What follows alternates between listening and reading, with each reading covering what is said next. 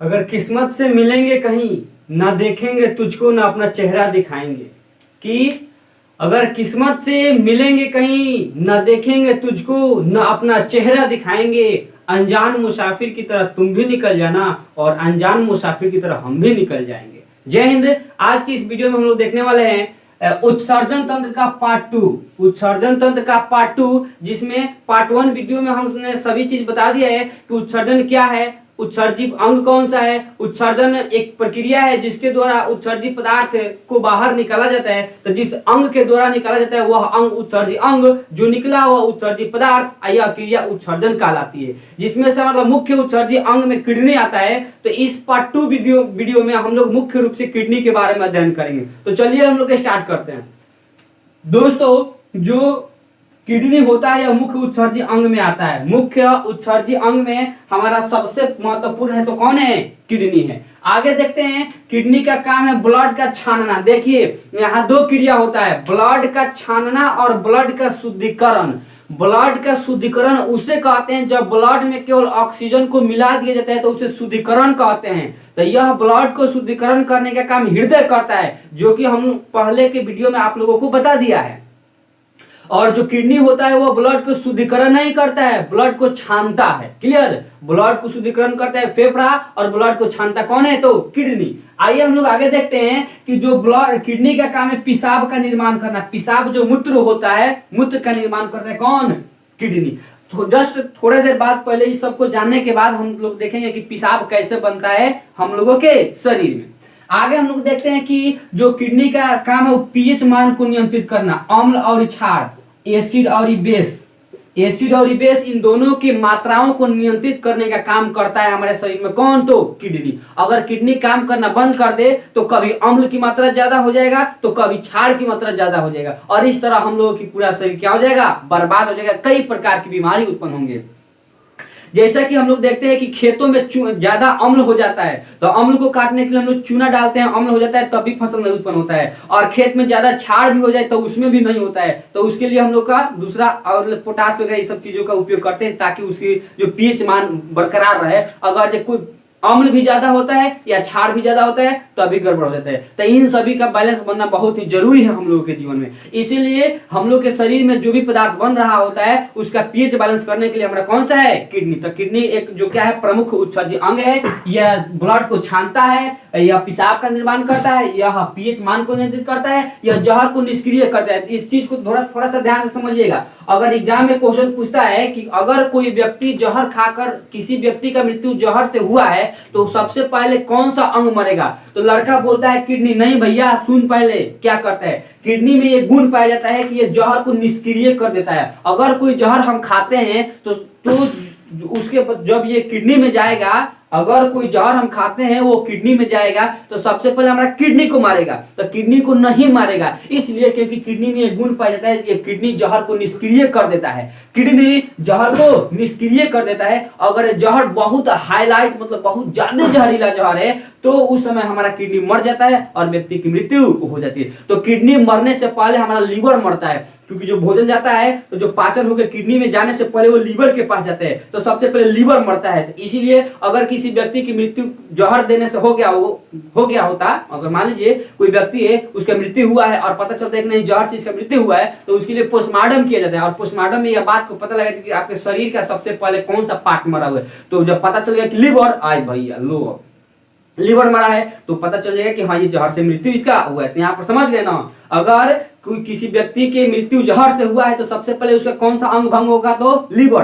Kidney नहीं होगा क्योंकि किडनी जहर को निष्क्रिय कर देता है। अगर बहुत ज्यादा जहरीला है तब तो किडनी के भी संभाल का नहीं होता है और किडनी तो क्या हो जाती है? वो खराब हो जाती है।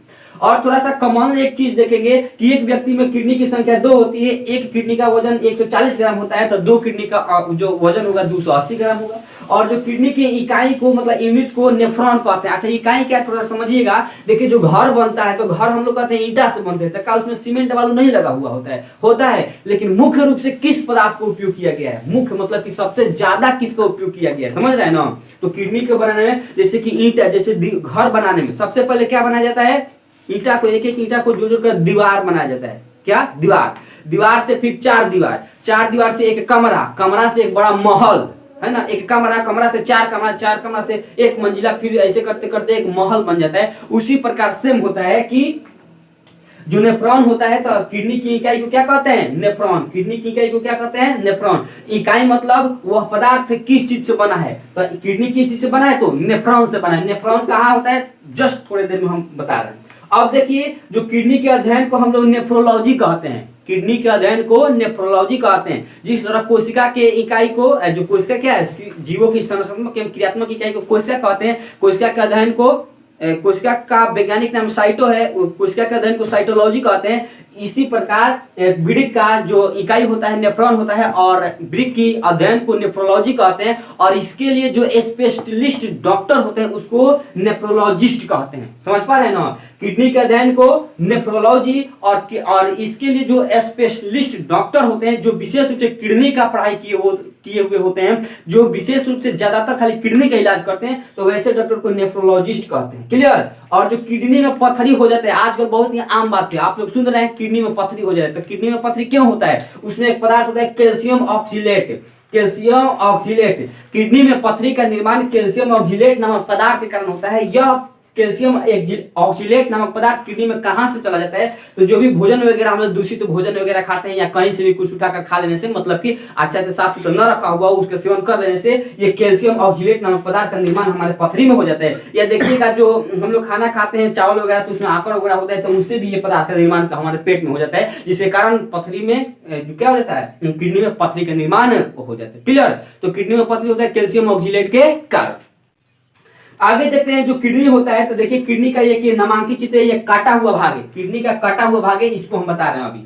तो जो किडनी का बाहरी भाग है उसको क्या, सॉरी, किडनी का जो अंदर वाला भाग है उसको मेडुला कहते हैं। मेडुला में ही होता है नेफ्रॉन, और किडनी की इकाई को क्या कहते हैं? नेफ्रॉन। क्लियर? और किडनी के बाह्य भाग को कॉर्टेक्स कहते हैं, और इसके प्रवेश द्वार को रेनियल हाइलम कहते हैं। और किडनी का काम है केमिकल को बैलेंस करना। अगर कोई भी पदार्थ, कोई केमिकल, कोई दवा हम लोग खाते हैं और उसकी मात्रा शरीर में ज्यादा हो जा रहा है, तो किडनी क्या करता है? उस मात्रा को, उस पदार्थ को जो ज्यादा अधिक है उसको रख लेता है, रखकर पेशाब के माध्यम से वो क्या करता है? बाहर निकाल देता है। अभी हम पेशाब के बारे में आप लोग को बताएंगे। देखिएगा, कभी कभी दवा, बुखार उखार या कोई भी तबियत गड़बड़ हो जाने की वजह से हम लोग जब दवा खाते हैं, इंजेक्शन लेते हैं, तो उस समय पेशाबों का रंग पीला होता है। इसलिए पीला होता है क्योंकि जो भी हम लोग दवा वगैरह लेते हैं, तो जितना शरीर में आवश्यकता होता है उतना तो रह जाता है शरीर में, लेकिन जब ज्यादा होता है तो वही ज्यादा किडनी अपने आप में रखता है, और जब पेशाब का निर्माण करते हैं तो पेशाब में मिलाकर उसको बाहर निकाल देता है। यही रीजन होता है कि पेशाब जो पीला रंग होता है। और उसमें एक पदार्थ होता है जो कि यूरोकोम होता है। आगे पढ़ेंगे हम लोग पूरा डिटेल्स में, सुनिएगा। क्लियर? तो किडनी का काम क्या है? केमिकल बैलेंस को, केमिकल को सामान्य बनाकर रखना। आगे देखिए, जो थोड़ा सा ये किडनी का जो क्या मतलब काट है, किडनी का अनुप्रस्थ काट है, बीच से काट कर अब हम आप लोगों को समझा रहे हैं। यह किडनी होता है, आप लोग देखे होंगे किडनी का जो आकार होता है कुछ इस प्रकार होता है। ये वाला होता है इधर से, ये वाला जो हमारा क्या है किडनी। अब देखिए, ये होता है बायां किडनी, ये होता है दायां किडनी। इसलिए दायां किडनी थोड़ा सा नीचे इसलिए होता है क्योंकि इसी के ऊपर जस्ट यहाँ पर क्या होता है? लीवर, इसलिए थोड़ा सा धसा हुआ होता है। यही हमारा किडनी, तो इसको बीच से काट कर हम यहाँ पर दर्शाए हुए। तो ध्यान दीजिएगा, ये वाला जो रास्ता है, तो ये जो रास्ता यहाँ पर लिखे हैं हम लोग प्रवेश द्वार, तो प्रवेश द्वार को हम लोग रेनियल हाइलम कहते हैं। ये जो प्रवेश द्वार है, इस प्रवेश द्वार को हम लोग रेनियल हाइलम के नाम से जानते हैं। और इसके बाहर यहाँ पर जो क्या होती है, एक जो क्या, ये जो बाहरी इसका भाग है, इस बाहरी भाग को हम लोग कहते हैं कार्टेक्स। किडनी के बाहरी भाग को क्या कहते हैं? कार्टेक्स। और किडनी के जो अंदर वाला भाग होता है इसको मेडुला कहते हैं। यही जो आकृति है हमारी मेडुला की आकृति है। इसी मेडुला के अंदर पाया जाता है क्या चीज है? नेफ्रॉन। तो नेफ्रॉन से बनता है मेडुला, और मेडुला से बनता है ये जो किडनी, और एक किडनी मिलाकर, एक किडनी फिर इधर एक किडनी, मतलब दो किडनी। क्लियर? तो जो ब्रिक होता है, ब्रिक मतलब जो किडनी, किडनी की इकाई को क्या कहते हैं? नेफ्रॉन। किडनी की इकाई को क्या कहते हैं? नेफ्रॉन। क्लियर? जो किडनी होता है, किडनी का प्रवेश द्वार रेनियल हाइलम, किडनी का बाहर जो परत होता है उसको क्या कहते हैं? कॉर्टेक्स। आंतरिक मेडुला, मेडुला में क्या होता है? नेफ्रॉन। आगे देखते हैं एक थोड़ा सा कॉमन चीज कि जो किडनी की लंबाई होती है 10 सेंटीमीटर, ये पूरा लंबाई है 10 सेंटीमीटर, इसका जो चौड़ाइया होता है 5 सेंटीमीटर होता है। किडनी के बाहर जो किडनी होता है, इसके बाहर एक झिल्ली होता है। इस झिल्ली को हम लोग कहते हैं पेरिटोनियम। क्या कहते हैं? पेरिटोनियम। हृदय की झिल्ली को क्या कहते हैं? इसके पिछले वाले वीडियो में हमने बता दिया है। ये है किडनी की झिल्ली। तो किडनी के बाहर एक झिल्ली होती है जिसको हम लोग क्या कहते हैं? पेरिटोनियम। और किडनी में एक नस पाया जाता है, एकदम छोटा छोटा एकदम नस पाया जाता है। उस नस को हम लोग क्या कहते हैं? रेनल के नाम से जाना जाता है। क्या कहते हैं, रेनल। किडनी का जो बाहरी भाग होता है उसको, किडनी के बाहर एक झिल्ली होती है उसको क्या कहते हैं, पेरिटोनियम। किडनी की लंबाई 10 सेंटीमीटर, चौड़ाई 5 सेंटीमीटर। किडनी का प्रवेश द्वार जो होता है उसको रेनियल हाइलम कहते हैं। किडनी के आंतरिक भाग को मेडुला कहते हैं, मेडुला में ही होता है नेफ्रॉन, और किडनी की इकाई को नेफ्रॉन कहते हैं। क्लियर। और ये सब चीजें अब थोड़ा सा हम लोग देख लेते हैं एक बार कि जो किडनी जो ये बनाता है, पेशाब का निर्माण करता है, तो इसी पेशाब के बारे में देखेंगे। तो पेशाब के बारे में देखने से पहले हम लोग थोड़ा सा देखते हैं जो नेफ्रॉन होता है, नेफ्रॉन, यह नेफ्रॉन का कार्यात्मक क्या है, ये किस प्रकार काम करता है। ब्लड का छानने का काम किसका है, तो किडनी का। तो किडनी किस प्रकार ब्लड को छानता है नेफ्रॉन के माध्यम से, इसको थोड़ा सा हम लोग पहले देख लेते हैं।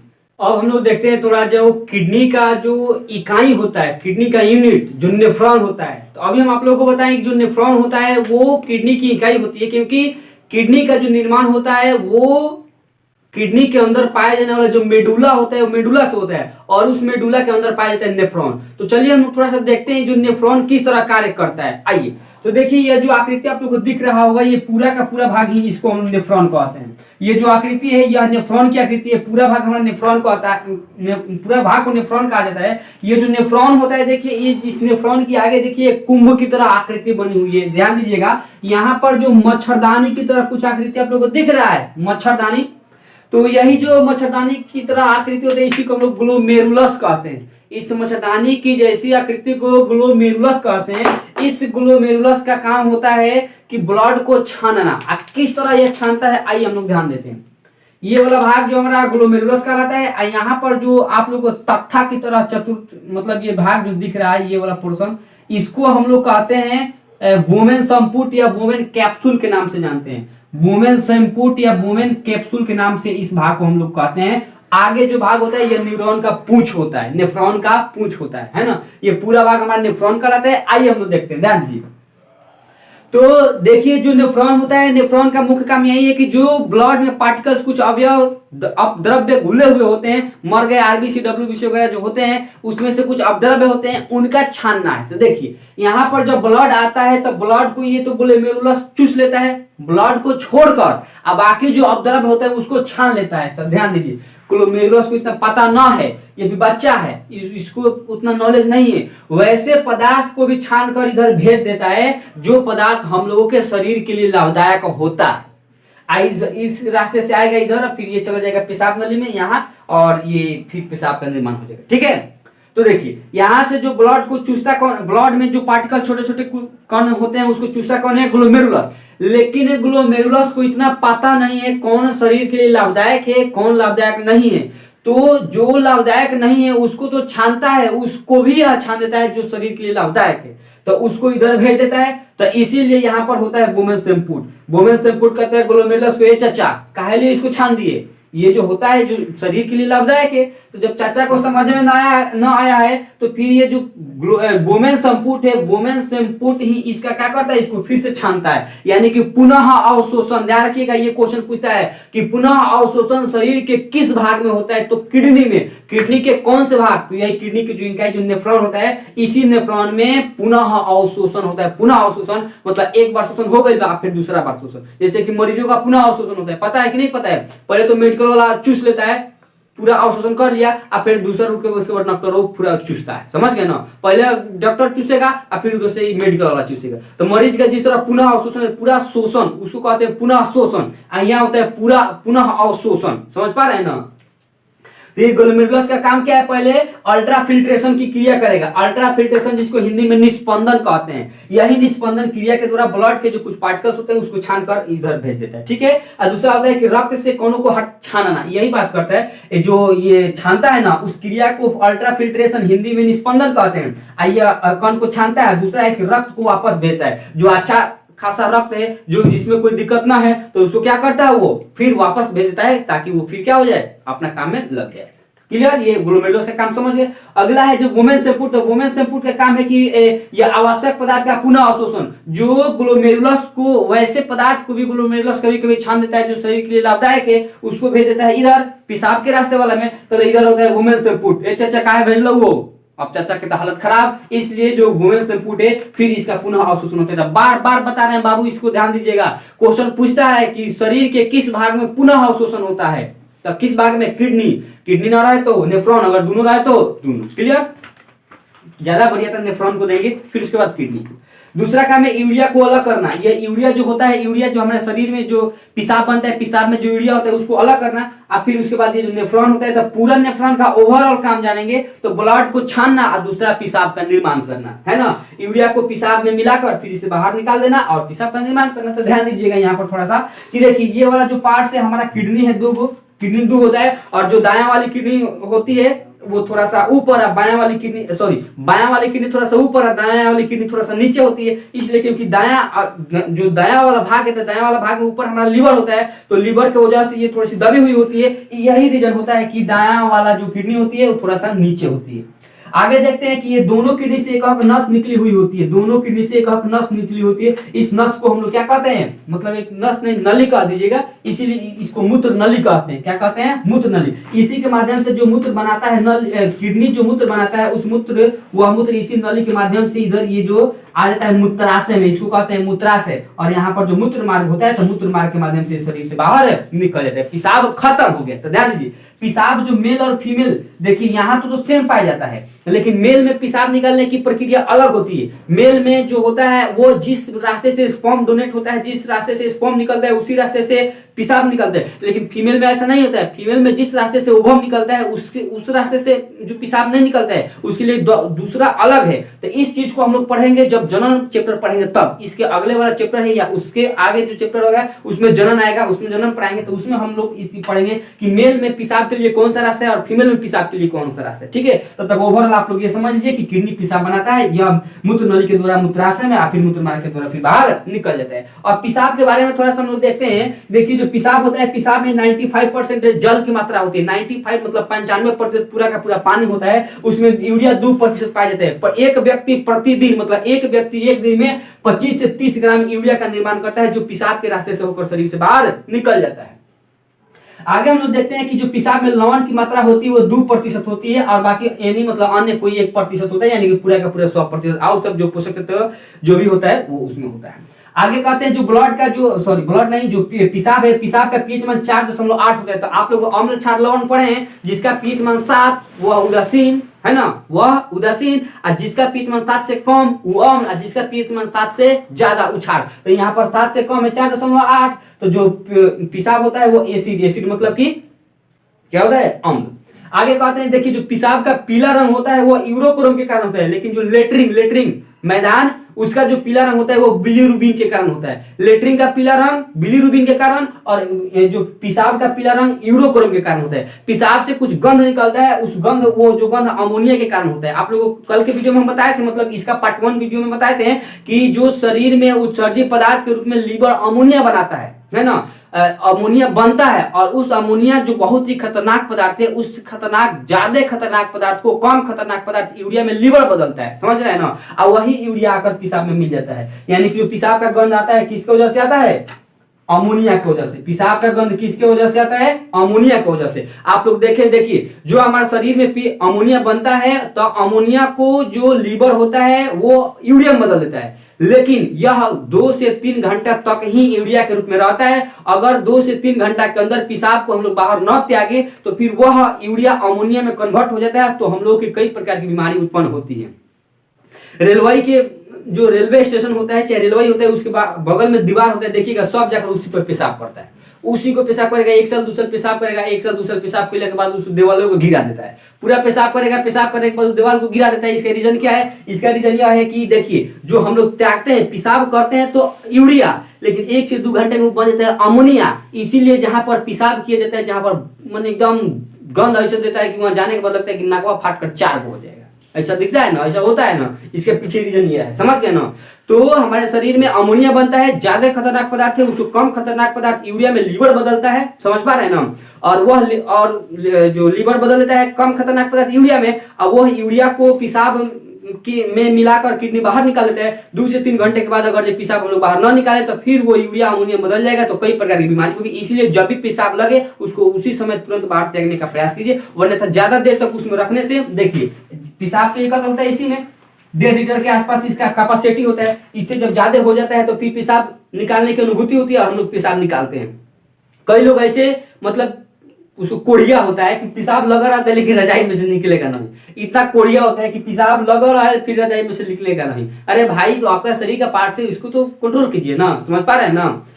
किसी को कोई दिक्कत? आई होप आप सभी लोगों को ये जो किडनी का जो भाग है, जो उत्सर्जन तंत्र का जो भाग है, एक्सक्रेशन तंत्र का जो भाग है 2, वो समझ में आया होगा। ये सी मिलते हैं हम लोग अगले वीडियो में, तब तक के लिए जय हिंद।